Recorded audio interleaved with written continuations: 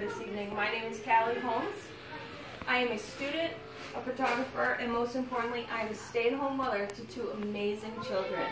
I am pro-vaccine, and tonight I'm going to tell you why you should vaccinate your children. Parents wait 9 long months to meet this tiny little human they've created. And as soon as that doctor places that baby in your arms, you're going to look down at that baby and say, I will do anything and everything I can to protect you for the rest of your life. If that's the case, then why would anyone deny that child a vaccine that could potentially save their life? Babies from birth to 15 months will receive 10 vaccines that range from 1 dose to 4 doses. And from 18 months to 18 years will receive 9 vaccines that range from their first dose to the second dose, or 3 doses to their 5th dose of the previous vaccines they received. Older children can opt to get other vaccines if they'd like to. I know that sounds like a lot of vaccines, but I personally would rather my child come home with a painful arm, red, maybe a temperature that can be resolved with a little bit of Tylenol than catching a deadly disease. I'd like to shift my attention to one vaccine in particular, and that is the MMR vaccine. This is a very controversial vaccine. A lot of people associate this vaccine with autism. When I had my first child and it came time to vaccinate her with this vaccine, all I would read and all I saw was, do not vaccinate your child with this vaccine because she will be diagnosed with autism. Well, being a first-time mother, that was overwhelming and that was scary. So I did a little bit of research.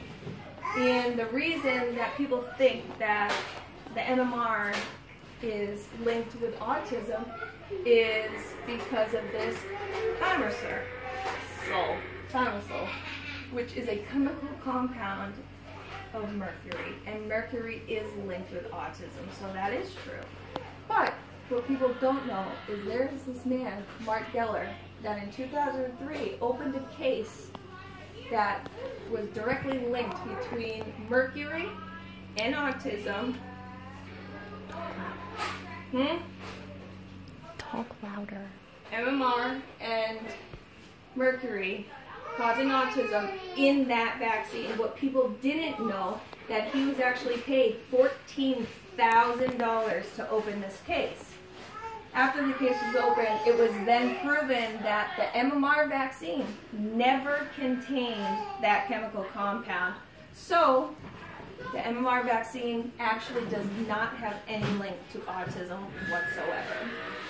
So, have you ever heard the phrase, why would my unvaccinated child be a threat to your vaccinated kid if your vaccinated kid works so well? Well, the problem is your unvaccinated child isn't a threat to my vaccinated child. Your unvaccinated child is a threat to other unvaccinated children.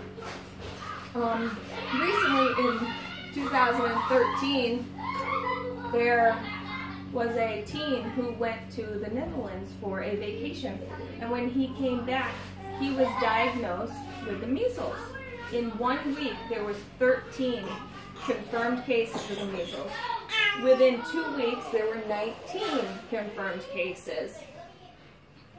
And out of all those cases, and none of those children were vaccinated as a baby. The MMR vaccine is an airborne virus, and it can live in the air for 2 hours.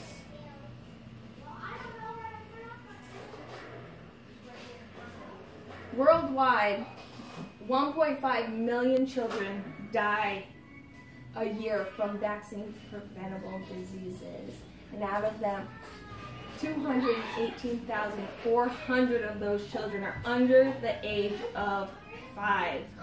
So here we are in the United States with all these vaccines at our fingertips, and we're denying them.